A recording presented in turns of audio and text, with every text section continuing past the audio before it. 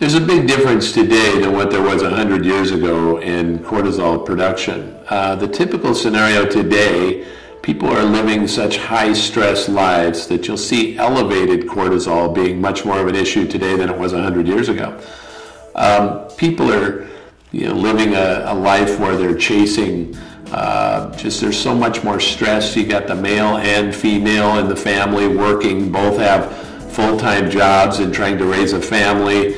And it just puts so much more stress in the whole picture. And so you'll start to see a lot of elevated cortisol levels, which ultimately, if left elevated for long periods of time, eventually turns into low levels of cortisol because the adrenal glands start to give out. They're not capable of producing a tremendous amount of cortisol for a significant period of time. So the elevation leads to the undersupply eventually, which then leads to achy joints and fatigue and hair loss and low thyroid function and all these types of things, and basically wears your joints out at a really early age, makes you really insulin resistant, or insulin sensitive, makes you really blood sugar sensitive, so you're always having problems trying to keep your blood sugar stable. And two, you can start to see these people that start having adrenal issues. If you watch people that they have a hard time dealing with things. You'll notice that something happens and it really shouldn't be that big of a deal, but they'll just launch off with this extreme outburst of anger, and it just seems they seem overwhelmed by the littlest things. That's always a very good sign that the adrenal glands are starting to give out. Cortisol is your adrenal hormone that basically lubricates the joints and keeps you able to deal with stressors that come into your life. When cortisol levels get low, there's a lot of dramatic things that occur. For instance, a lot of people don't understand that, like when you have lunch and you eat a nice, clean, really healthy lunch, but 45 minutes or an hour later you're noticing that you're fatigued. Well, that's a very good sign that your cortisol production is too low. That would mean you're a candidate for adrenal fatigue. What that means is your adrenal glands are getting weak, you're not making enough cortisol, so you become very insulin sensitive.